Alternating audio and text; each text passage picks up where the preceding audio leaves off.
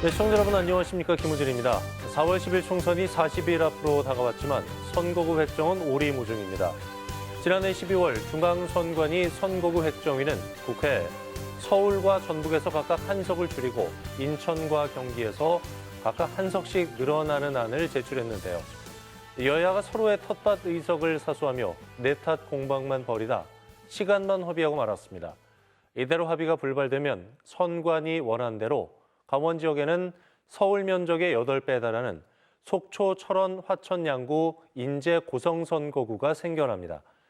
매번 총선 때마다 중앙 정치권의 밥그릇 싸움에 희생양으로 전락하는 강원도. 그 피해는 고스란히 지역 주민들의 몫인데요. 여야는 조속히 선거구 획정 협상을 마무리 짓고 선거구 획정 문제를 개선할 근본 방안을 마련해야겠습니다. 강원도의 오늘과 소통하는 시사 큐레이터, 생방송 더 인사이드 지금 시작하겠습니다.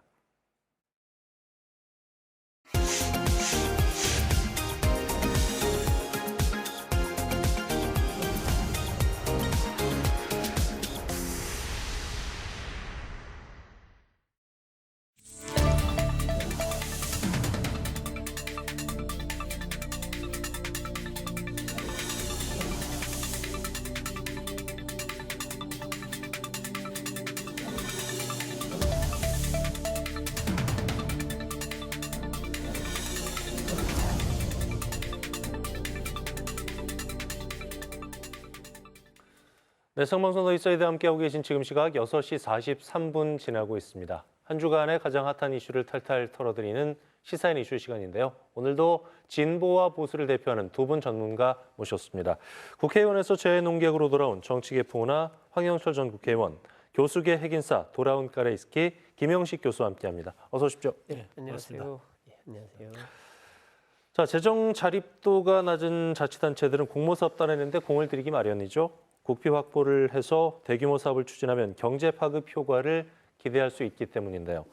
하지만 자치단체 간 과다 경쟁에 대한 우려는 계속해서 나오고 있습니다. 그래서 오늘 시사인 이슈에서는 자치단체 경쟁, 집안 싸움으로 날셀날한 주제로 탈탈 털어볼까 합니다. 먼저 요즘에 가장 핫하죠? 국제 스케이트장 유치 전부터 살펴보겠습니다. 태릉 국제 스케이트장이 유네스코 세계문화유산 등재로 2027년에 철거가 된답니다. 태릉 국제 스케이트장을 대체할 새 빙상장 유치에 전국에서 7곳이 응모를 했는데요. 강원자치도에서는 춘천하고 원조, 철원이 도전장을 냈습니다. 저마다 최적질하면서 경쟁이 아주 치열한 상황인데요. 두 분 어떻게 보고 계시는지요? 먼저 황 전 의원님. 글쎄요, 뭘 전망하기가 굉장히 좀 어려운습니다. 네. 어쨌든 2월 달에 체육회에서 공모를 했고 벌써 이 공모에 7개 자치단체가 지원을 했습니다. 네. 주로 수도권에 있는 지역인데요. 경기도의 4지역, 강원도의 3지역인데 아마 그 4월 달에 선정위원회를 구성하고 4월 달에 이 선정 절차를 마무리하겠다라는 지금 계획은 잡고 있기 때문에 아마도 4월 달까지 굉장히 뜨겁게 유치전이 달아오를 거라고 생각합니다. 이 선정위원회가 각 지역별로 찾아가서 실사도 하고 지역 주민들의 뭐 지지 의견도 좀 취합해보고 여러 가지 절차들이 있을 텐데 문제는 경기도에 비해서 강원도 여건이 썩 좋지 않다.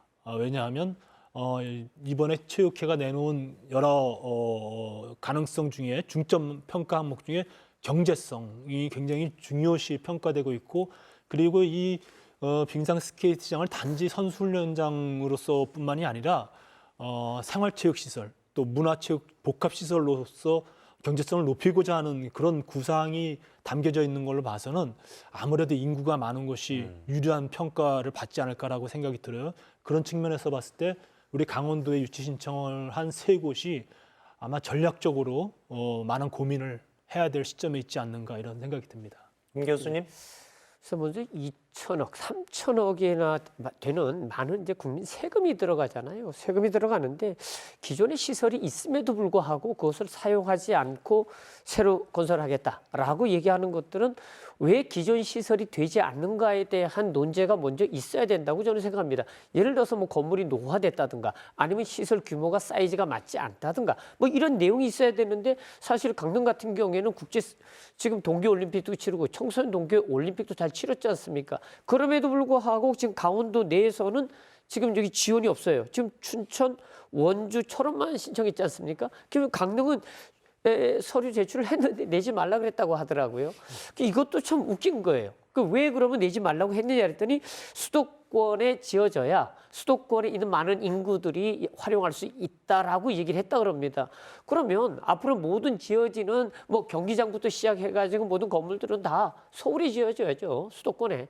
지금 수도권이 과밀화돼서 이제 문제인데 자꾸 거다 갖다 지으면 안 될 것 같고요.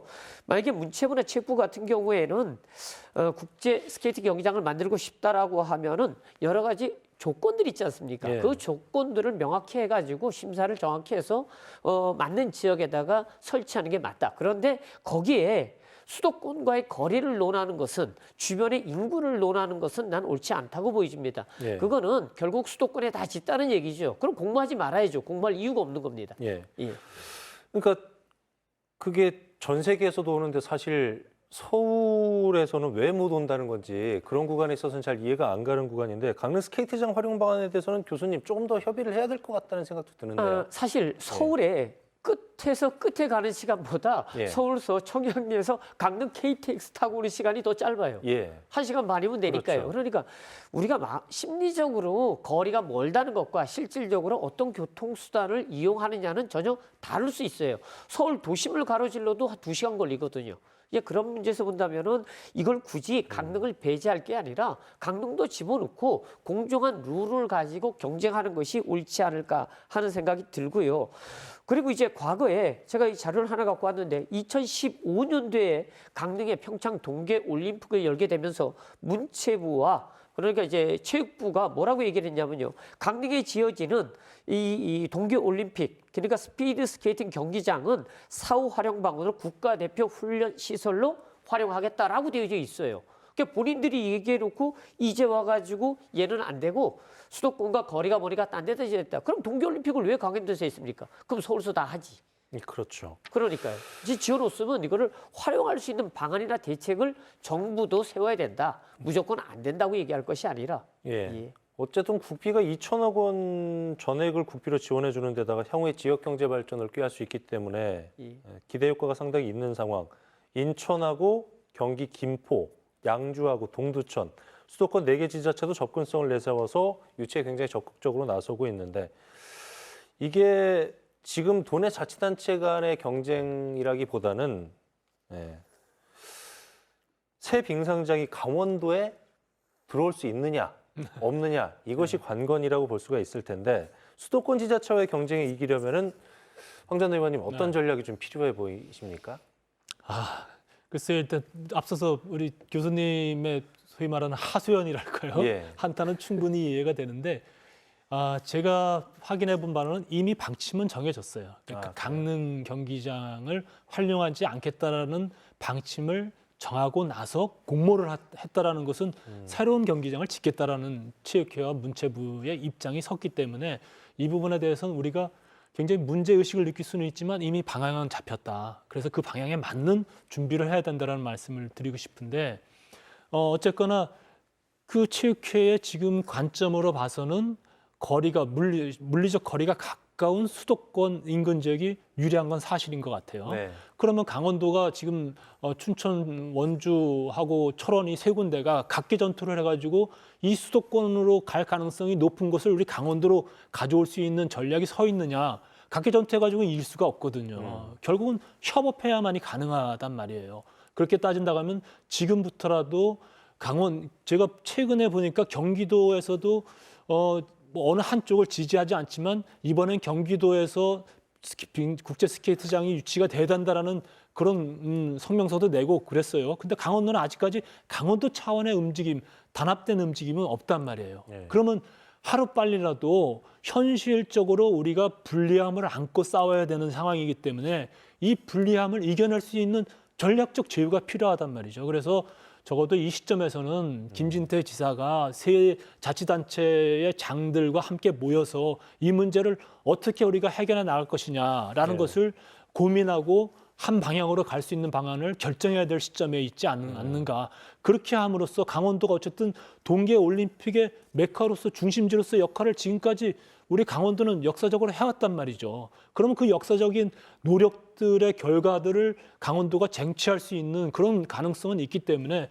그런 부분들을 중앙에 또 동계 스포츠계에 강력하게 전달해가는 전략들을 세운다면 그러면 어느 정도 승산 있는 싸움으로 분위기를 바꿀 수 있지 않을까 이런 생각이 듭니다. 저도 뭐 비슷한 생각입니다. 네. 그러니까 강원도 내에서 일단은 한 곳을 정해야죠. 그래서 그 지역을 뭐 정할 때는 뭐 토론과 논쟁이 있겠지만 일단 정해놓으면 강원도민들이 똘똘 뭉쳐가지고 여기 와야 된다라고 주장하는 것이 훨씬 더 설득력이 있다. 그리고 경쟁력을 높일 수 있다라는 건데 중요한 거는 이제 누가 나서가지고 그 목소리를 하나로 모을 것이냐라고 그렇죠. 하는 것인데 그건 뭐 아무래도 뭐 김진태 조지사가 적극적으로 나서야 된다라고 보는데 이제 아마 이게 선거로 뽑은 이제 도지사다 보니까 이게 어느 한쪽 지역에 손을 들어주면 다음 선거에서 다른 쪽에 또 이런 불리한 게 분명히 작용할 거예요. 뭐 그렇다 하더라도 그 정도는 우리가 넘어서야 되지 않겠습니까? 그거 무서워가지고 지사가 나서지 않아가지고 만에 하나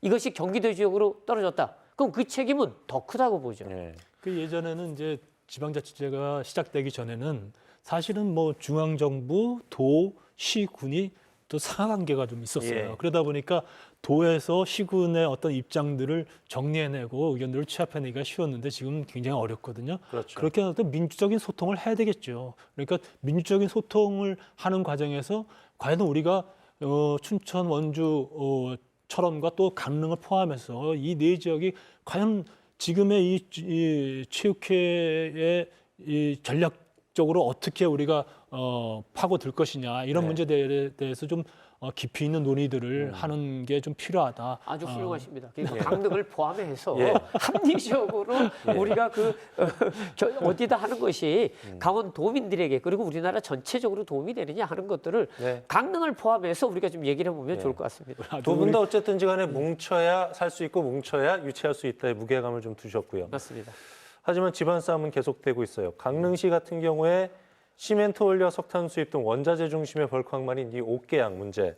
컨테이너 수송이 가능한 물류항으로 개발에 나섰는데 문제는 불과 10여 킬로미터 정도 거리에 떨어져 있는 거리에 항로로도 주력 화물도 유사한 동해항이 있다는 사실입니다. 그러다 보니까 출혈 경쟁, 중복 투자 우려가 나오고 있는데요. 김 교수님 어떻게 보고 계세요? 이제 이것도 이제 속초항하고 옥계항은 지방항이고요. 지방관리항이고 동해항은 이제 국가관리항만입니다. 이제 이렇게 돼 있는데 이제 강릉 같은 경우에 강릉시가 옥계항을 물류항으로 개발하겠다라고 이제 주장하고 나섰거든요. 그럼 개발하는 건 좋은데 문제는 거기에 이제 배가 들어올 수 있는 선박을 접항할 수 있는 뭐 이런 구조가 지금 안 돼 있는 상황이거든요. 그러니까 상당히 많은 돈을 강원도가 투자를 해야 됩니다. 네. 지방관리항이기 때문에.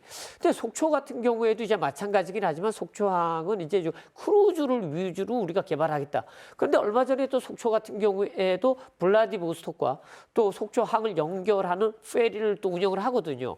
그러니까 강릉도 나도 그렇게 하겠다. 그래서 지금 옥계항에서 블라디보스톡까지 연결되는 페리로 하겠다고 지금 나서고 있는 거예요. 네. 그런데 지금 동해항은 이미 15년부터 지금 이제 동해항에서 블라디보스톡까지 이제 운항을 하고 있잖아요. 내가 왜 그러면은 속초항이나 갑자기 옥계항에서 안 하고 있다가 느닷없이 다시 이렇게 페리를 운영을 하려고 하는가 하는 것들을 봤더니 코로나 기간 중에 2021년, 22년, 23년 동안에 이 동해항을 통해서 러시아로 들어가는 이러한 여객수나 물동량이 증가했어요.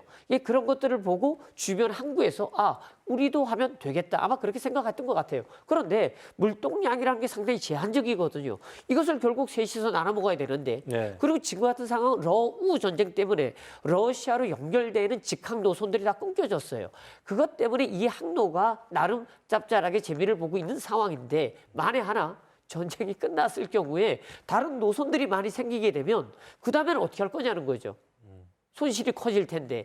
그래서 남이 잘하는 것은 좀 도와주고 나는 내가 잘할 수 있는 다른 것을 하면 좋은데 굳이 남이 돈 버는 것이 사촌이 노를 사면 배가 아픈가요? 땅을 사면 배가 아픈가요? 뭐 이런 것 때문에 지금 문제가 되는 거죠. 황 전 의원님 어떤 의견 주시겠습니까? 하여튼 동해안 지역을 자치단체 장으로서 역임하고 있는 자치단체장들이 참 고민이 많은 거예요. 예. 어쨌든 바다를 접하고 있으니까 이 바다를 활용한 뭔가 좀 큰 사업들을 성취해내고 싶은 그런 욕심이 있는 거잖아요. 예. 그러다 보니까 계속해서 항만을 개발하고 거기에 투자를 유치하고자 하는 그런 나름대로의 의욕이랄까요? 또 나쁘게 얘기하면 욕심들이 있는 거죠. 그러다 보니까 타 자치단체를 생각하지 않는 과다 경쟁이 잃고 있는 것은 분명하다. 예. 사실은 이 지역의 물동량이 좀 충분해서 물동량을 지금 동해안이 처리하기에 좀 부족하다라는 뭐 이런 분석이 나오거나 그러면 동해항에서도 옆에 큰 무역항이 생기는 것에 대해서 마다할 이유가 없잖아요. 예. 근데 가장 최근에 강릉의 이런 입장들에 대해서 동해 시민들이 반대 성명을 냈어요. 적은 물동량 나눠 먹기 해가지고서 다 죽으려고 하느냐라는 그런 입장문을 낸 것으로 봐서는 결국은 이 양 자치단체 간의 경쟁이 굉장히 출혈 경쟁으로 갈 수밖에 예. 없다라고 보여지는데 좀 합리적인 선택들을 좀 해야 될 시점이 아닌가 이런 생각이 들어요. 이런 여러 가지 우리 국내에 있어서 여러 가지 항만들의 좀 합리적 발전 방안에 대해서 연구한 논문들을 좀 살펴봤더니 협업 경쟁이라는 그런 용어들을 썼더라고요. 예. 그러니까 전략적으로 선택하고 그리고 같이 물동량을 파악해서 서로가 상생할 수 있는 방안들을 모색하는 협업 경쟁 구도가 만들어져야 되는데 이런 구도를 만들기보다는 자치단체장들의 서로 과다 출혈 경쟁으로 인해서 서로 나쁜 경쟁들이 이루어지겠다. 이런 상황이라면은 결국은 다 망하는 그런 형태가 올 수밖에 없다라는 그런 우려를 분석하고 있어요. 예전에 이런 경우가 있었습니다. 이제 바다 목장어 사업이라고 이제 해수부가 추진한 사업이었는데 동해안 지역에 고성부터 시작해가지고 속초, 양양, 강릉 뭐 다 신청을 해버렸어요. 그 예. 우리끼리 싸우다가 결국은 선정을 해야 되는데 선정을 못하고 아래 동네가 가져간 사례가 많이 있습니다. 그래서 일단은 이런 게 나오면은 컨트롤 타워가 있어야 돼요. 그러니까 도지사가 됐건 누가 됐든 간에 좀 정리를 해가지고 하나를 만들어서 좀 입원에 시켜주고 다음에 새로운 게 나오면 또 다른 자치단체가 하면 되잖아요. 근데 꼭 내가 다 해야 된다는 것들 이것 때문에 오히려 이제 우리가 다 놓치게 되는 이런 사업들이 상당히 많다. 하지만 일각에서는 뭐 이익 배분을 떠나서 어쨌든지 간에 항만 개발하고 컨테이너 항로 같은 경우에 이게 많으면 많을수록 좋다. 다다익선이다. 이런 또 생각을 가지는 분들도 있을 것 같은데 교수님 생각 어떠세요? 포항항이요. 예. 포항항이 이제 이 옆에 포스코가 있으니까요. 그것 때문에 이제 수요가 늘어날 것이다 예측을 해가지고 포항 실항만을 포항항에서 또 만들어놨어요. 네. 연간 200억씩 적자입니다. 그거 포항시가 지금 다 물어내고 있어요. 그러니까 물동량이라는 것은 상당히 제한적이거든요. 그러니까 동해 같은 경우에는 일단 주변에 산단이 있어야 됩니다. 근데 동해안에 뭐 변변한 기업 하나 있습니까? 없잖아요. 물동량은 전부 다 수도권에서 오는 거예요. 근데 물동량이 수도권에서 와야 되는데 수도권에서 동해항에 오는 것보다 부산항으로 가는 물동량이 훨씬 가격이 저렴합니다. 왜? 여기는 왔다가 피드백하는 컨테이너가 돈을 내고 왕복 운임을 내야 돼요. 근데 부산은 그냥 편도만 내면 오는 물건을 또 싣고 오면 되거든요. 이런 것들 때문에 동해안 자체는 물동량을 확보하기가 어렵다 하는 것은 다 알고 있어요. 네. 그런 상황에서 이와 같이 러시아로 연결하는 국제 항로를 여러 개를 만들어 놨다? 이건 뭐 같이 공멸하는 거죠. 그 일각에서는 제살 깎아먹기식 경쟁보다는 아까 컨트롤 타워 얘기 나왔었는데 강원자치도가 좀 나서서 교통 정리를 해주면 어떻겠느냐 이런 생각을 갖고 계신 분들 많을 것 같거든요. 황 전 의원님 어떤 의견 주시겠습니까? 제가 국회의원 할 당시의 경험을 좀 말씀드리면 네. 저도 이제 지역구가 여러 개 자치단체가 있는 흩어져 있죠. 예. 지역구를 했는데 이 중앙정부에서 공모 사업에 이 각 자치단체가 같이 공모하는 경우가 있어요. 네. 그러면 국회의원 입장에서는 누구를 먼저 손들어줘야 되나요? 그러니까 어느 쪽도 손들어주기가 어려운 그런 고민에 빠질 때가 있는 거예요. 이제 강원도도 역시 마찬가지죠. 그러니까 지금은 옛날 중앙 집권적인 그런 구조가 아니라 자치화된 구조이기 때문에 이미 도와 기초자치단체 간에 서열화되어 있는 그런 관계가 아닌 거예요. 그러다 보니까 각 선출직 자치단체장들이 다 자기 지역을 살리기 위해서 중앙정부와 직접적으로 관련된 공모 사업이라든지 또 국비를 따내기 위한 이런 여러 가지 사업들에 대해서 도가 컨트롤 타워 역할을 할 수 있는 권한이 이미 없어졌다라고 봐도 좋을 것 같아요. 그러게 이게 만약에 도 사업이라면 도가 결정 권한을 가지고서 자치단체들을 도내 자치단체를 정리해낼 수 있겠지만 중앙부처의 사업, 국비 사업과 관련 경우는 굉장히 좀 어려운 측면이 있다. 그래서 옛날과 다른 그런 행정 행태가 이루어지기 때문에 이것에 맞는 어떤 전략적인 고민들이 좀 있어야 되지 않을까 생각이 듭니다. 강원FC 전용구장 관련된서도 경쟁이 치열한 것 같아요. 춘천 같은 경우에 최근에 남산면 기업혁신파크 인근에 강원FC 전용구장 건립을 제안을 했고, 강릉시 같은 경우에 2030년까지 조성하기도 했습니다. 종합스포츠타운 내에 축구 전용 건립을 검토하고 있고, 지난해는 원주까지 유치 경쟁에 뛰어들었습니다. 3파전인데. 강원FC 축구 전용 경기장 둘러싼 뜨거운 유치 경쟁. 황 전 의원님 어떻게 보고 계세요? 일단은 지금 좀 춘천과 강릉이 네. 이 문제에 대해서 좀 앞서가는 것 아닌가라는 생각이 들어요. 네. 좀 뭐 나쁘게 얘기하면 오버하고 있는 것 아닌가. 이미 강원 FC이기 때문에 강원도가 강원 FC의 전용 구장을 만들 것이냐 말 것이냐에 대한 입장 표명이 아직 없는 거예요. 네. 적어도 분명하게 언제까지 만들겠다는 로드맵이 발표가 되면 그것에 따라서 춘천과 강릉이 서로 내 지역에 위치되는 것이 좋겠다라는 그런 제안들도 하고 그렇게 되지 않겠어요? 네. 그런데 지금은 도가 그런 입장이 서 있지 않은데 먼저 앞서서 강릉과 춘천이 유치하겠다라는 걸 냈으니까 좀 앞뒤가 좀 뒤바뀐 측면이 있는 것이죠. 네. 그래서 이 문제는 먼저 강원도가 강원 FC의 전용 구장을 만들 것이냐 말 것이냐 또 언제까지 어떻게 할 것이냐에 대한 로드맵을 발표하는 것이 우선이다. 그것에 따라서 또 강릉과 춘천이 서로 경쟁하는 형태가 이루어지면 되지 않겠느냐. 근데 지금 이미 뭐 줄 생각도 안 하는데 먼저 숟가락 먼저 든다고 예. 지금 그런 상황이 되는 것 같아서 예. 뭐 도내 자치단체들이 이런 문제들로 서로 뭐 앞서서 너무 싸우는 모습, 경쟁하는 모습은 좋지 않다. 사회적 비용이 굉장히 들 수밖에 없지 않겠느냐 그렇죠. 이런 생각이 예. 들어요. 제가 알기로는 이제 사실 재작년에 그러니까 강원 FC에서 필요성에 대한 이의제기를 했었습니다. 그래서 이제 비용이 얼마 들어가고 하는 걸 쭉 했더니 예. 한 8, 900억 정도, 한 1,000억 정도 들어가는 거로 나왔어요. 그때 당시가 이제 최무순 지사 때인데, 근데 이제 문제는 강원도에 돈이 없어가지고 유예하겠다라고 얘기를 했었어요. 그러니까 강원 FC는 어디가 되든지 간에 구장이 필요하다라고 얘기는 분명히 밝혔고요.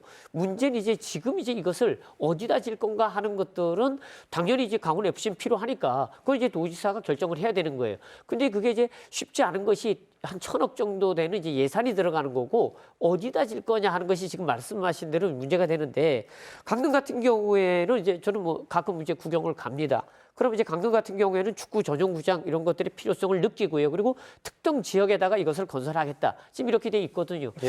근데 이제 문제는 이것을 지려 그러면 지금 강릉시도 어느 정도 이제 비용 분담을 해야 되는 거고요.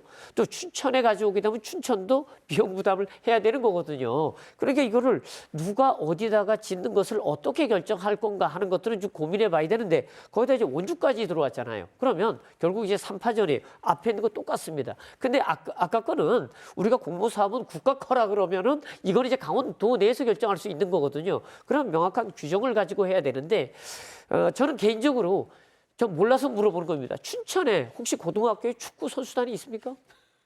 저 몰라서 물어보는 거예요. 저도 뭐 정확한 데이터가 있지는 않은데요. 뭐 예. 원주는 있습니까? 없는 줄 알고서 물어보시는 아니, 좀 예. 몰라서 원주는 있습니까? 아니, 몰라서 물어보는 거예요. 사전 조사가 좀 필요할 것 같습니다. 그래. 그러니까 그래서 저는 그런 축구 우리가 이 전용 경기장을 짓는다는 거는 예. 미래 세대들에게도 예. 좋은 일이잖아요. 예. 예, 그렇다고 보면은 저는 그런 게 있는 쪽에 예. 활성화될 수 있도록 짓는 것이 예. 더 좋지 않을까라고 얘기를 하는 거죠. 강릉 원주대 김영식 교수님께서 약간 강릉 쪽에 무게를 둔 발언을 좀 해주셨는데, 오늘 약간 좀 편파적인 발언이 좀 예. 많으신 것 그렇습니까? 같아요. 황 전 의원님께서 구도청 소재지 춘천하고 원주도 물론 있긴 합니다만은 네. 황 전 의원님 보시기에는 구도청 소재지 춘천하고 네. 예, 구도 강릉 예. 둘로 봤을 때 어디가 최적지라고 생각을 하세요? 글쎄요, 뭐 지금 어느 쪽을 최적지라고 얘기하는 것 자체가 좀 무리가 있다고 보고요. 네. 아마도 강원도가 강원 FC 전용 구장을 설립하겠다는 그런 계획이 나오면은 아마도 평가를 할 수 있는 그런 지수들을 제시하지 않겠어요? 제가 봤을 때는 우리 강원도를 봤을 때 어쨌든 강릉이 이 축구의 중심지예요. 강원도에서는. 그리고 지금까지 강원 FC의 춘천과 강릉의 평균 관중 수를 보면 강릉이 한 2, 3천 많아요. 늘 예. 많아요. 그런 걸 봐서는 열기라든지 축구 인구라든지 또 축구 선수의 저변이 강릉이 높은 건 사실입니다.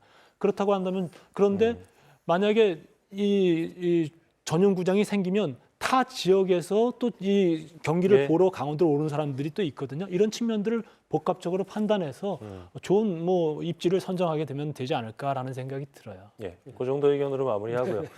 오늘 얘기 주제 자체가 자치단체 경쟁 집안 싸움으로 날셀라라는 주제로 얘기 들어봤는데 이슈워드 간략하게 정리해야 될 것 같아요. 먼저 김 교수님. 예, 방휼지제구를 하겠습니다. 예. 이게 무슨 얘기냐면 도요새하고 조개가 서로 싸우다가 어부에게 잡히고 만다 하는 얘기입니다. 예. 그러니까 우리끼리 싸우다가 결국 남조운을 시킨다. 예. 그러니까 우리 스스로가 예. 먼저 정리를 좀 하자 하는 얘기입니다. 예, 황 전 의원님.